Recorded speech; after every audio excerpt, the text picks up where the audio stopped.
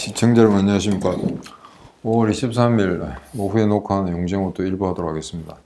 실은 어제 G7 그 폐막과 관련해서 제가 쭉 정리해 드렸는데 워낙 행사 컸고 이러기 때문에 그 좀 미진한 거, 좀 빠진 거 이런 거 좀 보완해서 다시 한번 설명드리도록 하겠습니다. 약간 중복되는 것도 있는데 중요한 사안은 다시 들으시면은 좀 더 아마 새롭게 머릿속에 각인될 것 같습니다. 굉장히 중요한 회의였고 지난번에 제가 말씀드렸습니다만 행사의 규모나 그 다음에 어떤 시성, 그 다음에 원래 G7 회원국가 이외에 그 다른 나라들, 초청 국가들 뭐 이런 거, 그 다음에 지금 이제 1990년, 91년 소비에트 체제가 무너지고 난 다음에 소위 이제 신자유주의로 표방되는 그런 어떤 글로벌 경제, 이게 이제 한계에 도달했죠. 그래서 그게 선진국들에 의해서 새로운 공급망의 어떤 재편구도 이런 거 맞물리면서 새로운 냉전구도가 만들어지고 있다. 이런 이야기들이 많이 나오고 있습니다. 그래서 아마 이번에 어찌 보면은 이번 G7 히로시마에서 열린 G7 회의가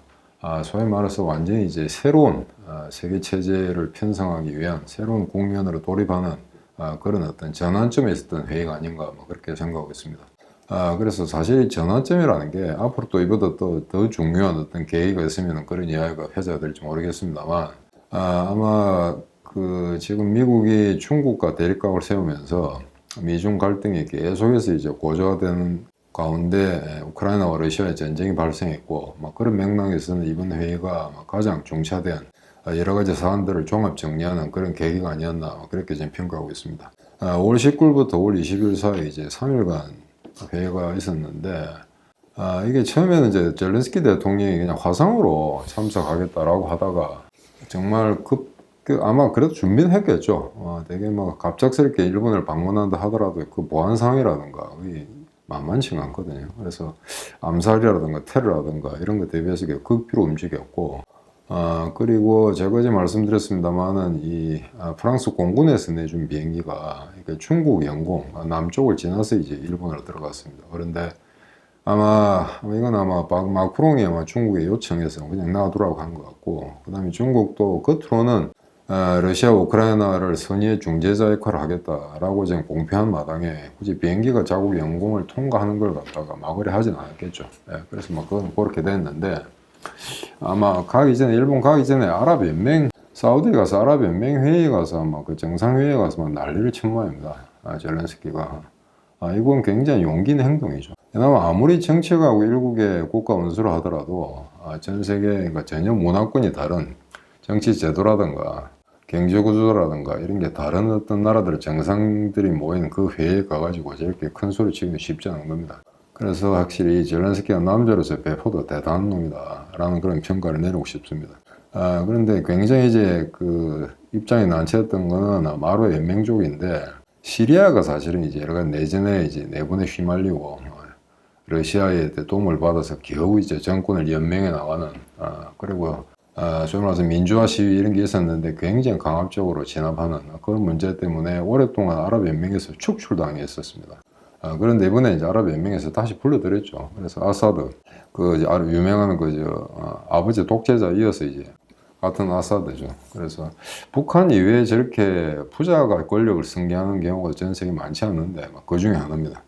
그래서 시리아를 갖다 받아들이는 그게 하나의 화제의 초점이 됐었는데, 젤렌스키가 와가지고 완전히 이제 찬물을 끼얹는 바람에 분위기가 상당히 곤란했던 모양인데, 아무튼 우크라이나를 지지하는 서방 입장으로서는 대단히 용기를 발휘한 거죠. 그래서 그렇다고 해서 거기서 이 정상들, 그 다음에 아랍 문명권 전체를 욕한 건 아닙니다. 왜냐하면 거기에 이제 헤르손이라는 크림반도 남부지역 쪽에 상당히 이제 무슬림들이 살고 있는데, 그 무슬림들도 러시아군에 의해서 박해를 받고 있다. 그런 걸 당신들이 외면해서는 안 된다. 그런 언급도 했었고, 그 다음에 이거는 명백한 침략 전쟁이기 때문에 이게 제3자적 입장에서 마치 아무 일도 없었다는 듯이 그렇게 하는 건 비겁한 짓이다. 이런 걸 이제 우회적으로 설명했습니다. 그래서 이번에 이제 회의 공동성명이 나왔는데 여러 가지 내용들은 많이 담겨 있습니다만 간단하게 이제 요약을 해드리면은, 일단 중국과 러시아에 대한 견제, G7 국가들이라는 거는 일본을 제외하면 다 백인 국가들이죠. 그리고 일본을 제외하면 다 나토 회원국들입니다. 그런 상황에서 어찌 보면은 소위 말해서 우리가 흔히 이제 어릴 때 교과서에서 본 자유세계, 그게 가장 막강한 파워와 리더십을 갖춘 나라들이 G7이라고 할 수 있죠. 그래서 이 나라들이 이번에 이제 중국과 러시아를 싸잡아서 경고를 했습니다. 그래서 이제 그 두 나라의 어떤 침략 행위, 그리고 앞으로 일어날지 모르는 침략 행위, 그 후자는 이제 중국의 대만 침공을 말하는 게 됩니다. 그래서 그걸 갖다 1차적으로 경고를 하면서 무리기한 현상 변경을 위한 그 어떤 시도에도 반대한다, 좌시하지 않겠다, 이런 간단히 말씀드린 그런 메시지입니다. 그런 메시지고, 그간에 이제 1년 넘게 우크라이나가 러시아와 전쟁을 해오면서 특히 전쟁에 직접 가담하지도 않는 기껏해 뒤에서 이제 물자 조달하는 이런 나라들이 무슨 전쟁의 피로감이 어떻다 이런 이야기가 나오고, 그 다음에 미국에서 만약에 트럼프나 또는 그 트럼프와 유사한 인물, 공화당이 만약에 다음 대선에서 집권을 하게 된다, 이렇게 되면 우크라이나에 대한 지속 가능한 지원 이런 게 이루어질 수 있겠는가, 그런 우려들이 많이 표명이 되고 있죠. 그래서 그 소위 말해서 이제 피로감, 전쟁의 피로감, 이런 것 때문에 오히려 러시아에 대한 서방 진영의 어떤 대우가 문제가 생기는 게 아닌가, 균일이 생기는 게 아닌가, 또는 그 나토 또는 EU 회원 국가들 사이에 알력이 생기는 게 아닌가, 그런 우려가 팽배했습니다만, 이번 일본 히로시마에서 열린 G7을 통해서 그런 우려를 불식시켰다. 속 내용이 어떻든 간에 일단 형식적으로는 서구가 중국과 러시아에 대해서 아주 분명한 단호한 그런 자세를 취했다. 아마 그런 게 가장 중요했던 게 아닌가 그렇게 생각하고 있습니다. G7 그 회의가 있기 이전에 미국에서 국방장관, 그 다음에 국무장관 불러서 국회에서 청문회 같은 걸 쭉 했었는데, 그걸 청문회로 하면 곤란하겠네요. 그냥 히어링이죠. 이제 보고를 듣는 그런 자리였는데, 지금 러시아가 우크라이나와 전쟁을 하고 있지만 이번 전쟁을 통해서 러시아가 정말 허당이라는 게 발견이 됐다. 그래서 중국이 미국의 유일한 경쟁자다, 이걸 갖다가 공식적으로 이제 천명을 했죠. 그래서 그런 어떤 전제 조건 하에서 이번 G7에 임했던 게 미국, 그 다음에 이제 다른 서방 국가들이었습니다. 그래서 무리기한 일방적인 현상 변경을 반대하는 거 하나 하고, 그 다음에 다행스럽게 G7이 북한의 도발, 핵미사일 도발을 강력 대응하겠다, 그에 대한 공동성명에 포함시켰습니다. 이런 걸 해달라고 우리가 이제 상당히 외교적 노력을 기울였겠죠. 그래서 이게 단순히 이제 한반도에 대한 문제뿐만 아니라 북한 미사일 핵 위협은 전 세계적인 글로벌적 위협이다라는 데 대해서는 다시 한번 이제 방점을 찍는 그런 어떤 회의였습니다. 그 다음에 이제 젤렌스키의 이제 활동 반경인데요. 이 짧은 기간 동안에 이제 정말 많은 걸 했습니다. 그래서 윤석열 대통령하고도 만났고요. 부인하고 한국에서 만나고, 부인은 일본에 갔는지 모르겠습니다만, 거기 가서 이제 간단, 그렇게 길지는 않았던 것 같습니다. 그 회담도 보니까, 사진에 보니까 그래 많지도 않고 소인수 회담이었는데, 여하간, 윤석열 대통령이 일본에 가는 것 자체도 이제 상당히 예외적으로 스포트라이트를 많이 받았는데, 이게 이제 젤렌스키가 오면서 심지어 바이든까지 이제 묻혀버리는 그런 형국이었죠. 그런데 그게 뭐 사진도 조율이 됐겠습니다만, 한국 윤 대통령하고 젤렌스키가 만나서 회담을 했다. 그거는 뭐 대단히 잘한 겁니다. 일단 젤렌스키가 만나고 싶은 사람이 한두 명이 아닐 건데, 그게 한국 대통령을 만났다라는 거는 그렇게 이제 무시당하지 않았다. 그 다음에 한국에 대해서 정말 요구하는 게 많다. 물론 겉으로는 이번에도 뭐 살상 무기를 지원하겠다 이런 이야기는 안 나왔습니다. 안 나왔는데, 이런 일을 계속 가중시키다 보면 언젠가 터지겠죠. 그거는 미국이 우크라이나에 대해서 전체 안 주겠다, 전투기 안 주겠다 하다 결국에는 다 주는 것처럼. 그래서 저런 식으로 우크라이나 계속 한국을 쪼아대면은 한국도 어쩔 도리가 없을 겁니다. 그래서 인도 모디 총리 만나고, 그 다음에 조코 인도네시아 대통령 만나고, 여러 가지 회담을 그 짧은 기간 동안 회담을 많이 했었는데, 아마 거기에 한국 윤석열 대통령이 젤렌스키를 만났다라고 하는 건 대단히 중요한 의미가 있다 하겠습니다. 그만큼 이제 한국의 탄약이라든가, 그 다음에 실질적으로는 이제 살상 무기에 해당하는 그런 무기를 좀 공여받고 싶은데, 지금 당장은 안 되니 대공 레이더를 달라든가 지뢰 제거 장비를 달라든가 이런 식의 이야기를 좀 하고 있는 거죠. 그래서 인도네시아 이거는 사실 또 입장이 난처한, 아세안에 인도네시아가 왜 왔냐 그러면 아세안 의장국입니다. 올해 아세안 의장국인데, 사실은 우크라이나를 가장 먼저 방문한 아시아 수장이었습니다. 그런데 그때 애매한 게 좀 있었는 게, 지금도 마찬가지입니다만 이번에도 마치 이제 자기들은 인도네시아는 중립을 지킨다. 안타까운 게 생각하지만 여전히 정치적으로는 중립이다라는 걸 숨기지 않았습니다. 인도네시아는. 그다음 하나 좀 웃기는 거는 지난번에 이 인도네시아 조코가 우크라이나 가고 난 다음에 그 다음에 행선지가 러시아였거든요. 근데 러시아에 가서 무엇을 했는지는 전혀 밝혀진 바가 없습니다. 그러니까 아마 약간의 이제 우크라이나로부터 양보를 얻어내서 러시아에 푸틴한테 쫓아가서 내가 뭘 얻었다라고 이제 촐싹대려고 했는데 그게 잘 안 됐던 거죠. 그래서 조코가 러시아에 간 건 아무런 뉴스에 나오지 않는, 인도네시아가 좀 그렇습니다. 인도네시아가 옛날에 수카르노 제3세계 그 리더 중에 한 사람이 수카르노가 집권하고 있을 때 이게 북한하고 굉장히 친했습니다. 김일성하고도 만나고 양자 회담도 하고. 그래서 그 이후에 인도네시아가 어떤 좀 습관이 있냐면은 한 번도 어떤 중재를 해가지고 제대로 된 성과를 내본 적도 없는데 툭 하면은 한국과 북한을 중간에 자기가 뭐 평화협정 무슨 그런 거 갖다 만들어 보겠다는 동, 중재를 하겠다는 동, 이런 식의 시도를 많이 합니다. 인도네시아가. 제가 외국에 어떤 국제회의나 양자회담 만날 때마다 이제 인도네시아한테 좀 tum을 주는데, 너가 그래가지고 한번 성공한 사례를 내봐라야지. 너가 무슨 그런 경험이 있거나 그런 실적이 있어야, 야, 인도네시아 너가 대단한데 우리 한번 도와달라고 할 건데, 너는 그런 실적이 없다. 이런 습관을 아직 못 버리는 거죠. 근데 일단 이 인도네시아하고 인도를 만난 거는, 젤렌스키가 그렇게 적으로 돌리고 싶지 않겠다.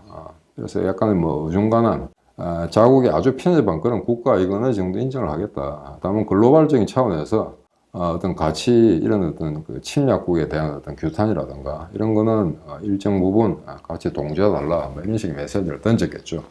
그런데 공교롭게 브라질 룰라하고는 만나지 않았습니다. 근데 여기 좀 해프닝이 있는데 어떻게 된 건 모르겠습니다만, 룰라를 안 만나니까 기자들이 물었죠. 룰라를 어떻게 됐냐 했더니 이번에 면담이 성사 안 된 거는 내보다는 룰라가 더 답답하게 생각할 거다라고 이야기를 했죠. 약간 비꼬는 듯이. 그랬더니 이제 기자들이 룰라한테 뛰어갔습니다. 이거 어떻게 된 거냐라고 했더니 룰라가 정식으로 기자들을 불러놓고 이제 회견을 했죠. 사실은 약속을 했다. 약속을 했는데 도착하지 않았어. 한 4, 50분 정도 늦는다는 보고를 듣고, 그럼 그 사이에 베트남하고 회담을 하자. 이렇게 했는데, 회담을 1시간 동안 했는데, 베트남 정상과의 회담이 끝났는데도 젤렌스키는 나타나지 않았다. 이런 이야기였습니다. 그래서 이게 어느 쪽이 진실 이야기하는 자세히는 알 수는 없으나, 지금 현재 아마 괜히 쓸데없이 만났다고 오히려 더 갈등만 증폭시키는 그런 걸 우려해서 이제 안 만났습니다. 안 만났는데, 제가 어제도 말씀드렸습니다만, 지금 어제라고 하면 곤란하겠네요. 이 방송은 주말에 나오니까. 월요일날 그 뉴핑 한국지 할 때, 지금 현재로서는 모디 같은 경우에는 이제, 원칙적인 입장을 이야기했죠. 일단은, 러시아가 우크라이나를 침공한 사실에 대해서는 그거는 규탄받아 마땅하다라고 이야기했고, 다만 이것은 정치적인, 경제적인 문제가 아니라 인도주의적인 거다. 인도적인 차원에서 이 전쟁을 봐야 된다. 이 국면에서 인도가 할 수 있는 일은 가능한 한 해보도록 하겠다. 이렇게 이제 의사표현을 했습니다. 근데 사실은 이 워딩은 인도 총리라기보다는 오히려 교황청에서 해야 될 이야기죠. 교황청 같은 경우에 인도주의 피해에 대해서 우려를 표명한다. 이런 식으로 나와야 되는데, 그런 건 이야기 안 했다 이겁니다.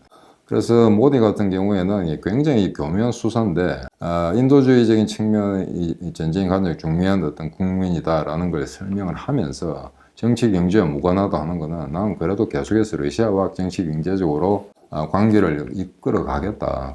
그런 관계는 유지하겠다라는 것 같다가 슬쩍 내보이는 겁니다. 아마 그런 것도 상당히 이제 모디 총리의 교묘한 외교술이 아닌가 그렇게 평가가 되는데, 여간 이 짧은 기간 중에 젤렌스키의 행보가 대단했죠. 그래서 이제 젤렌스키도 원폭 히로시마 원폭 휘폭지에 갔습니다. 지금 이제 평화공원이라고 하는데 원폭 자료원도 방문을 했고, 그래서 젤렌스키가 오기 전에 이걸 7개국 정상들, 그 다음에 거기 EU까지 포함되죠. 폰데라이엔 포함해서 거기서 동시에 합동으로 이제 참배하고 묵념 올리는 그런 아마 초유의 세리머니였습니다. 지금까지 이제 G7이 그런 거 해본 적이 없습니다.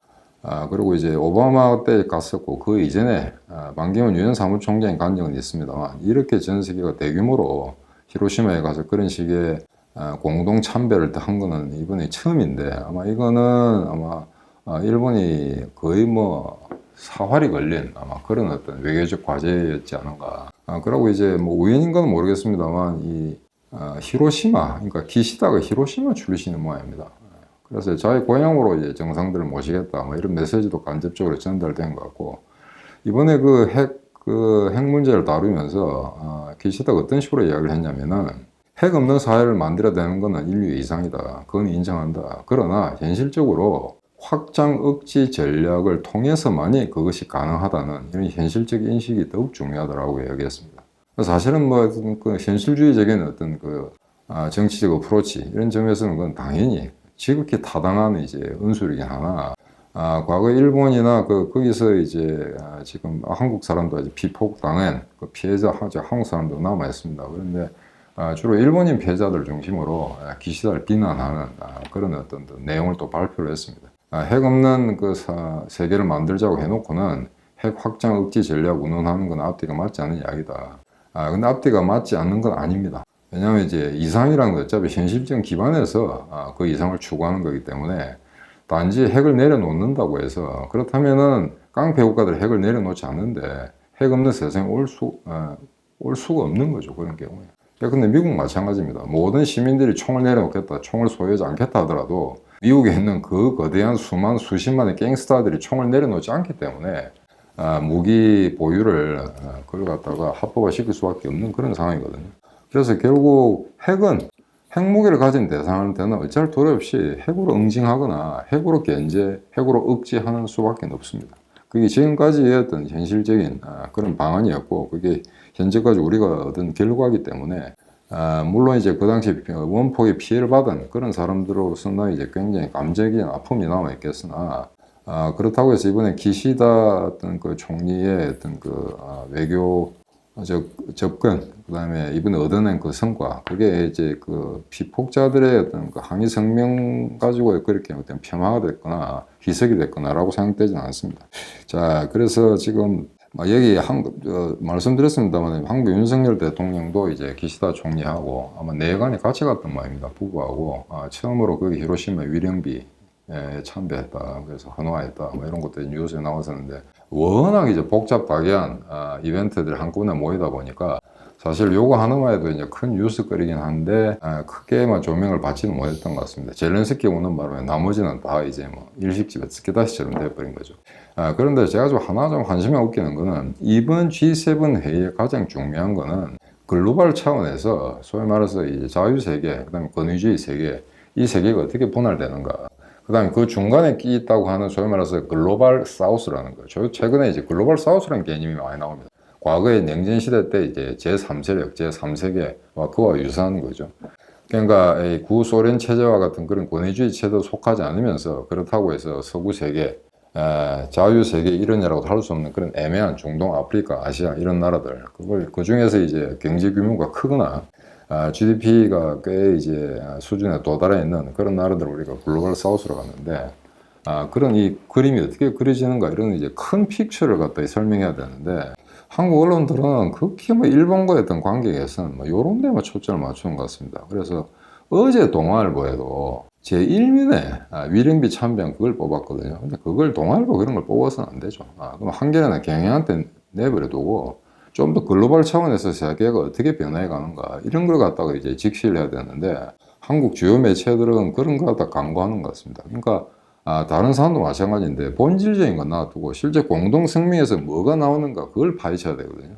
근데 단순히 정상들의 어떤 그 표면적인 움직임 이런 것만 이제 관심을 갖고 추적하다 보니까 기자들이 이제 핵심을 놓치는 건데, 물론 그게 신문을 팔려면은 어떤 걸 제1면에 깔아야 신문이 제대로 팔릴까, 그런까지 생각했는지는 모르겠죠. 그런데 소위 말해서 한국의 어떤 그 정보사회 언론계를 리드한다는 그런 대형 신문이 어제 같은 그러니까 그저께죠. 그러니까 G7 회의가 끝나는 그 시점에 신문의 일면 기사를 그딴 식으로 뽑는다는 건 이제 한국 언론의 수준을 그대로 보여주는 게 아닌가, 막 그런 생각이 듭니다.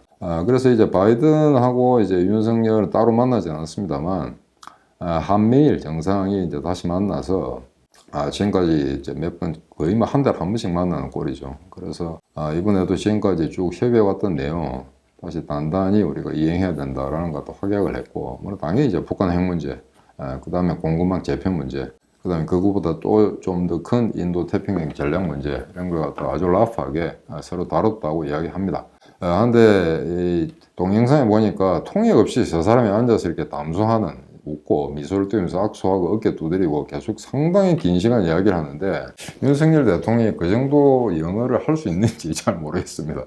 근데 아마 뭐 전혀 안 되진 않겠죠. 근데 제가 볼 때 꽤 상당 기간을 통역 없이 저 사람이 이제 주거니 받거니 하는 이야기 하는 장면이 있었는데, 아마 여하간 이제 과거 대통령들에 비해서는 그나마 영어가 좀 된다고 하니까 천만 다행입니다.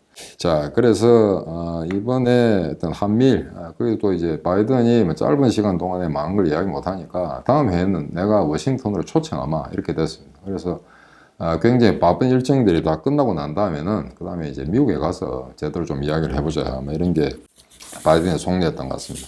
자, 근데 이제 G7뿐만 아니고 최근에 이제 러시아를 규탄하고 중국을 견제하는 이런 움직임, 다른 그 소스에도 나오는 게 있어서 제가 말씀을 좀 드리겠습니다.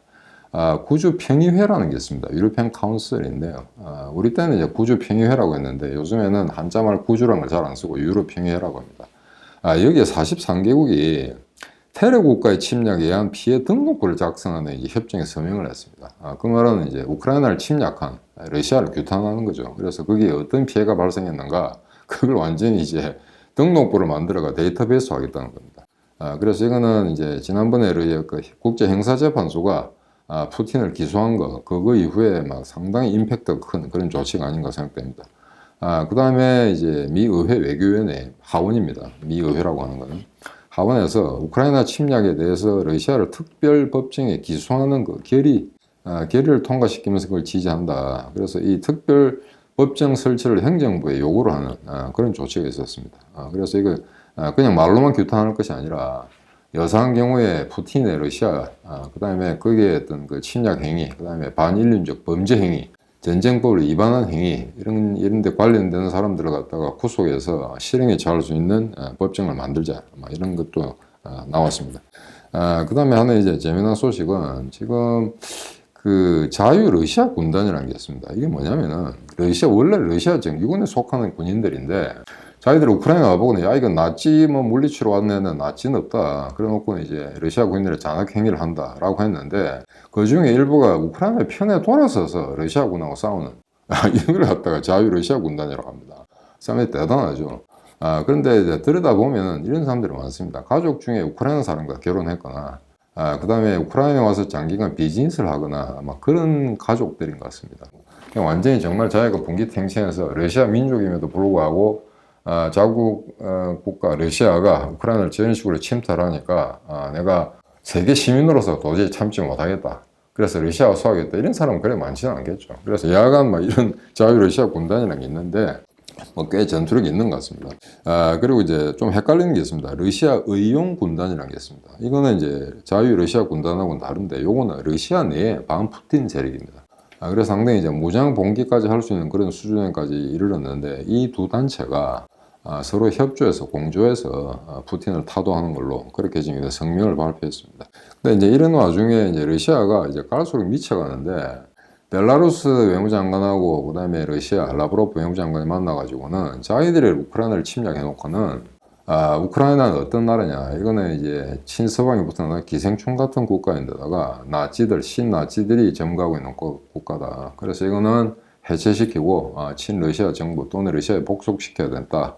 이런 식의 어떤 그 공동 의제를 발굴해서 서로 의견을 교환하고 거기에 합의를 이뤘다, 이런 걸 발표했습니다. 아무도 이제 세계가 주목하지 않는 건데, 그 와중에 벨라루스에서는 지금 루카첰코가 이제 건강이 좋지 않다.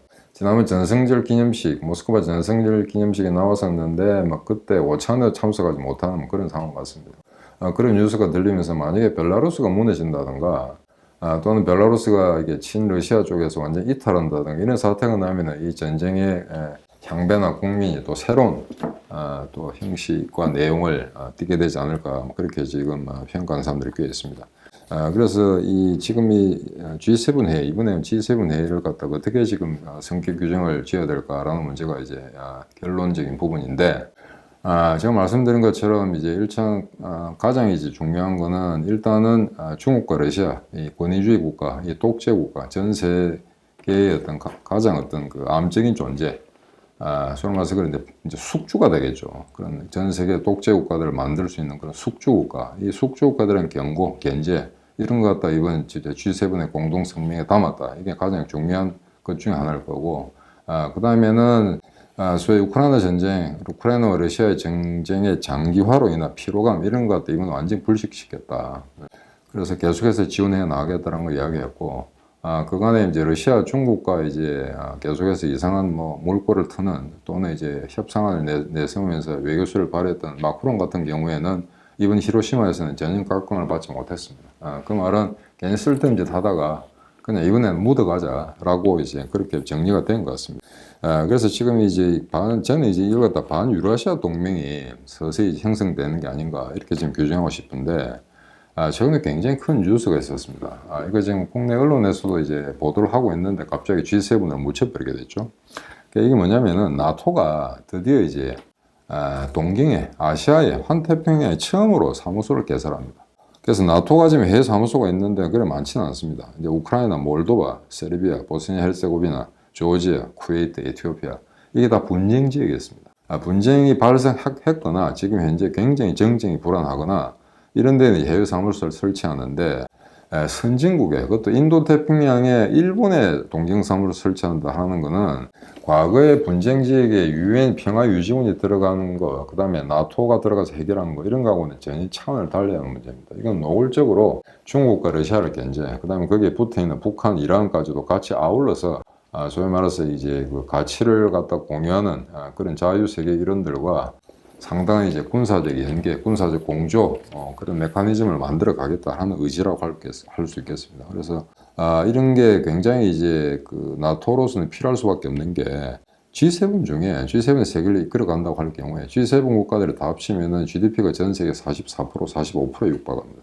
그래서 이번에 일본에 가게 된 건 일본의 어떤 자구적인 노력일 수도 있겠으나 결국 나토가 동진하는 것, 단지 서유럽에서 동유럽으로 동진하는 게 아니라 결국 글로벌적인 차원에서 나토가 가장 유력한, 가장 효율적인 군사 동맹으로서 세계 질서를 유지해 갈 수밖에 없다라는 것 같다 이번에 분명히 각인시켰는데요.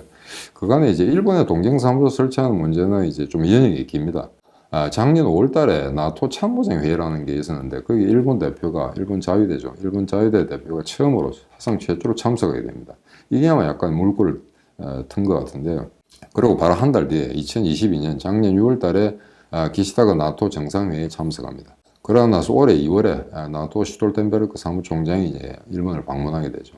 일본을 방문해서 일본 자위대 이제 공군기에 직접 탑승하는 뭐 그런 이벤트도 있었습니다. 그러다가 이제 2023년 올해 5월에 나토 동경 연락사무소를 갖다 개설한다라고 공표를 했는데 이게 뭐 언제 개설될지는 모르겠으나 하여튼 이 뉴스가 타전되니까 뭐 러시아, 중국은 난리가 났죠.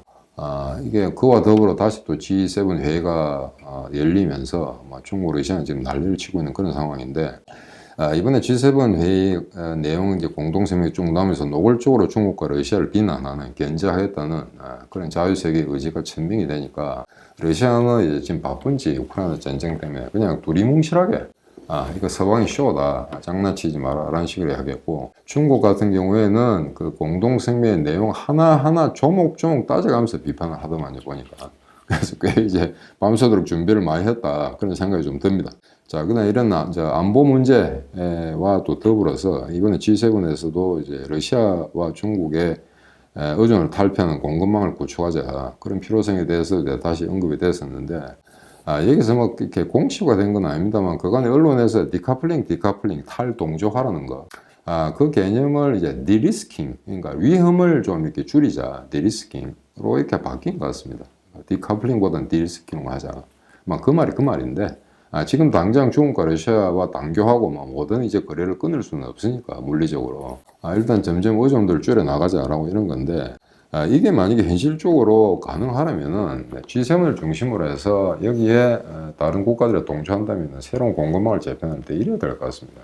예컨대 어떤 국가가 예컨대 우리나라 같은 경우에 중국과 이제 무역마찰을 일으켰다든지 안보적인 상황이 좀 우려된다든지 할 경우에 그럼 쟤들이 이제 히토류 같은 걸 팔지 않겠다든지 시장문을 닫겠다든지 뭐 이런 식의 어떤 조치를 취하지 않습니까? 그럼 특정 국가가 히토류가 필요한데 중국에서 못 받아온다 라고 할 경우에는 G7 내에서 자 그럼 히토류를 여기 주라라고 그런 식의 아마 그 어드바이스나 또는 서비스를 제공해야 그게 현실적으로 디리스킹 또는 탈동조화할 수 있는 메커니즘이 되는 거지. 단순히 어떤 그 G7 또는 플러스 다른 나라를 보고 중국과 거래를 끊으라 라고는 아무런 대안을 제시하지 않는, 이렇게 된다면 그건 문제가 있겠죠. 그러니까 만약에 중국과의 어떤 거래를 끊게 됨으로써 거기서 벌어지는 손해 또는 당장의 부족한 물자, 이런 거는 서방 국가들이 해줘야 된다는 겁니다. 그걸 정교하고 꽤 정치하게 그런 메커니즘을 만들어야 그런 국가, 다른 국가들이 이렇게 거기에 들어와서 같이 동조를 하고 G7의 가치에 이제 동조하게 되는 거지. 그냥 뭐 중국하고 떨어져라 이래가지고 곤란하죠. 왜냐하면 전 세계에 독재 국가가 훨씬 많습니다. 권위주의 국가가 훨씬 많습니다. 제가 늘 말씀드리는 것처럼 법치, 민주주의, 시장경제, 인권 이런 거 제대로 지켜지는 나라들은 몇 나라 안 됩니다. 줄잡아 20개 정도밖에 되지 않습니다. 자, 그러니까 이런 나라들이 자기 나라의 원칙을 지키면서 다른 나라에 그런 가치를 부과하려고 할 때 힘들죠. 왜? 다른 나라들은 그런 가치를 섭렵하거나 받아들일 준비가 안 됐으니. 그래서 쿠데타가 일어나고 부정부패가 일어나게 됩니다. 자, 그럼 선진국들은 야, 그럼 너가 안 도울래? 이렇게 되는 거죠. 그럼 어떻게 됩니까? 그런 틈을 중국, 러시아가 노리고 들어가게 됩니다. 가치를 주는 것보다는 돈을 주는데 더 사람들이 쉽게 현혹되거든요. 국가도 마찬가지입니다.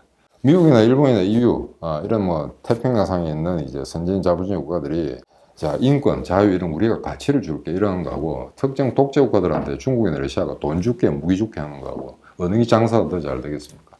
그러니까 이런 거래에 있어서는 사실은 자유세계에 속한다는 이런 국가들, 이게 사실은 상당히 불리합니다. 왜냐하면 모든 나라에서 선량한 국가가 아니거든요. 거의 8, 90%, 전 세계 8, 90%는 문제가 있거나 독재 국가거나 권위주의 국가들입니다. 그냥 우리가 잘 알고 있는, 우리가 자녀들 유학을 보내고 싶은 나라는 전 세계 20개도 채 되지 않습니다. 그런 나라들 소위 말해서 가치 동맹을 만들었는데 이거는 굉장히 어려운 거죠. 말만 그러지, 말이 그렇지 쉽지가 않습니다. 왜냐면은 대부분의 전 세계 한 200개 나라 중에 한 100몇십 개국 나라들이 서구 가치에 동조한다라고 하면은 문제가 없겠으나 그렇지 않기 때문에 항상 어찌 보면은 이런 태그매치 같은 경우에는 러시아와 중국이 번갈아 가면서 다른 나라를 침략하거나 또는 다른 나라에 독재를 심거나 권위주의 체제를 갖다 옹호하는 그런 어떤 재정 지원을 해준다거나 그런 측면에서는 서구가 절대적으로 불리한 것은 사실입니다. 그럼 그걸 염두에 두고 해야 되는데, 그럼 여기서 이제 지금 현재 제가 말씀드린 반유라시아, 간단히 말씀드린 러시아와 중국의 동맹 관계, 이걸 러시아와 중국의 동맹은 아닙니다만 이 연계를 갖다가 끊기 위한 그런 서구 중심의 어떤 반유라시아 동맹을 지금 만들어야 되는 거죠. 그런데 이제 서서히 그 어떤 내막이 드러나기 시작하는데, 일단 어떤 메커니즘이 있는가 한번 보시게 되면 일단 쿼드가 있습니다. 미국, 일본, 그다음 인도, 호주 쿼드가 있고, 그다음 오크스, 이거는 미국, 영국, 호주, 사실상 거의 군사 동맹에 가까운 거죠. 그러고 뭐 이미 오래전부터 있습니다. 파이브 아이즈라는 거, 영어 쓰는 나라들, 세 나라 이제 정보 공유하는 나라들, 미국, 영국, 캐나다, 호주, 뉴질랜드 이랬습니다. 그다음에 최근에 이제 TPP는 환태평양에 있는 경제협력기구인데 여기에 영국이 가입합니다. 그래서 지금 일본이 아마 그 영국과 합의가 되면서 TPP로 끌어들이는, 그래서 미국은 TPP에 지금 가입되지 않은 상태이기 때문에 일본으로서는 좌장 역할을 하고 있습니다만 이제 우군이 필요한 거죠. 그래서 지금 사실상 영국과 일본 같은 경우에는 뭐 신영일 동맹이 만들어진 게 아닌가, 20세기 초에 그런 이야기까지 나오고 있습니다. 그리고 영국은 이미 나토에서 이제 탈퇴한 상황이기 때문에 어차피 EU 공동체에서는 뭐 따로 특별히 이렇게 혜택을 볼 수 없는 그런 조건에 처해 있기 때문에 일본과 연계를 통해서 환태평양, 인도태평양 지구의 시장 확장 이런 것까지 이제 생각하고 있는 거고, 그러다 보니까 이제 전투기 같은 경우에도 차세대 전투기 일본하고 공동 개발하겠다 이런 식의 어떤 계획을 수립했습니다. 그다음에 여기 이제 한미일 삼각 안보 협력, 여기 약간 아직까지는 이제 구체적인 형태를 띠고 있지는 않습니다만 이런 것도 지금 현재 이전보다 훨씬 강화된 형태로 나타나고 있고, 그다음에 제가 조금 전에 말씀드린 어떤 나토가 일본 동경에 연락사무소를 설치한다는 문제, 자 이런 굉장히 이제 구체적인, 과거에는 어느 하나라 해도 이게 과연 성사될 수 있을까라고 의심했던 이런 것들이 최근에 몇 년 동안에 한꺼번에 다 지금 성사가 됐습니다. 그래서 이거 보게 되면은 결국 러시아와 중국을 견제하기 위해서 서방 선진국들이 어떠한 빠른 행보를 보이는가라는 것들 지금 아마 절실히 여러분들 느끼실 겁니다. 근데 어떤 분들은 시간이 많이 됐습니다. 간단히 요약해 드리겠습니다. 어떤 분들은 왜 이렇게 복잡하게 많은 메커니즘이 필요한가? 그냥 하나로 나토를 묶어가지고 하나로 하면 되지 않냐라고 하실지도 모르겠습니다. 근데 왜 이렇게 복잡하게 이제 기구들이 필요하냐고 하면은 어느 특정 메커니즘에 의존했다 그게 작동을 안 하게 되면 대안이 없지 않습니까? 그냥 쿼드를 갖다가 사용하다가 중국이나 러시아를 견제하지 못한다 할 경우에는 오크스라든가 그다음에 나토라든가 한미일 삼각 협력이라든가 이런 여러 가지 도구들을 갖다가 사용해야 되는데 이런 거 없이 어느 하나만 예컨대 나토의 동진이라든가 환태평양제의 나토의 새로운 기구 요 하나로 모든 걸 갖다가 역량을 결집시켰다고 합시다. 임팩트는 강할지 모르나 만약에 이 메커니즘이 작동하지 않을 경우에 그럼 대안은 뭐냐라고 하는 거죠. 그래서 이 대안을 만들기 위해서 이렇게 복잡다기한 여러 가지 기구나 협의체 등을 만들고 있다는 거. 왜 그럼 그렇게 많은 걸 만드냐 하는 거는 그런 측면에서 해석해 주고 이해를 해 주시면은 아마 앞으로 했던 그 세계 체제가 재편되는 과정에서 우리가 어떤 입장을 취해야 되는가 하는데 좀 도움이 될 거라고 생각합니다. 오늘 1부 이거로 마치도록 하겠습니다. 안녕히 계십시오.